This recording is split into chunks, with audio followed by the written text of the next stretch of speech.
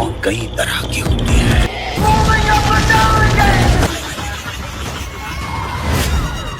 Top 5 Hollywood की action fantasy horror movies जो आपको पूरी तरह से फिल्म में डुबा देगी। और हाँ, लास्ट वाली फिल्म कमजोर दिल वाले मत देखना।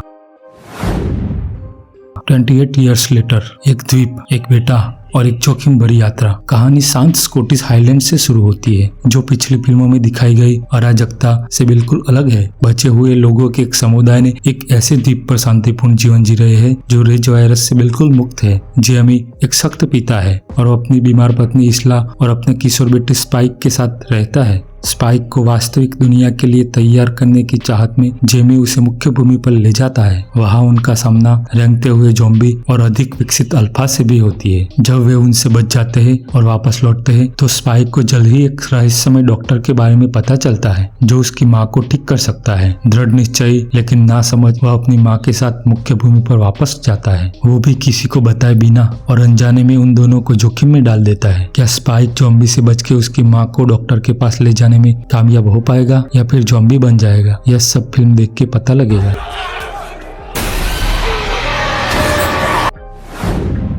How to Train Dragon film की कहानी की बात करें, वाइकिंग्स और ड्रैगन लंबे समय से बर्क द्वीप पर कट्टर दुश्मन रहे हैं। सरदार स्टॉक अपने बेटे को ड्रैगन को मारने वाला शिकारी बनाना चाहता है, लेकिन उनका बेटा हिचकी सदियों की परंपरा को तोड़ डालता है और एक खतरनाक नाइट फ्यूरी ड्रैगन टूथलेस से दोस्ती करता है। लेकिन जब सरदार स्टॉक को पता चलता है तो वो नाइट फ्यूरी को पकड़ लेता है और ड्रैगन के घोंसले में हमला कर देता है, जहाँ उनका सामना एक बड़े ड्रैगन से होता है। क्या ये वाइकिंग्स इन ड्रैगन से बच पाएंगे? क्या सरदार का बेटा हिचकी उनकी मदद कर पाएगा? जानने के लिए देखिए यह film.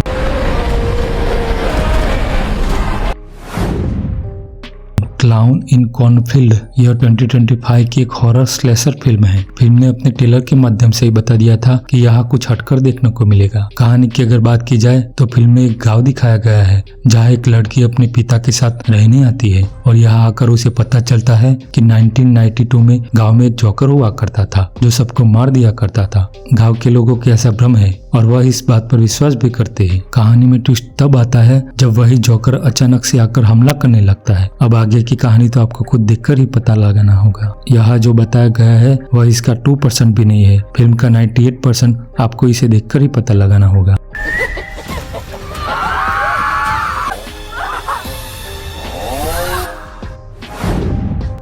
From the World of John Wick Ballerina film का मुख्य किरदार एव मेकारो एना डे आर्म्स ने निभाया है, जिसे बैलेट डांसर से एक शानदार हत्यारा बनने की यात्रा दिखाई गई है। ईव का बचपन बर्बाद हो जाता है जब उसके पिता को चांसलर नाम का एक कुख्यात हत्या गिरोह का नेता मार देता है। उस दौरान ईव बचकर निकल जाती है। न्यूयॉर्क कॉन्टिनेंटल के मैनेजर विस्टन स्कॉट उसकी देखभाल करते हैं। फिर उसे रूस का रोमा अकादमी में भेजा जाता है जहाँ उसे डांसर और कातिल दोनों की ट्रेनिंग दी जाती है। ईव को अपने पिता का हत्यारा ढूंढने की आग लगी हुई है। वह एक मिशन पर निकलती है और इस दौरान उसे पता चलता है कि उसके पिता को मारने वाला चांसलर है। अब क्या वो अपने पिता की मौत का बदला ले पाएगी या नहीं, जानने के लिए देखिए यह फिल्म।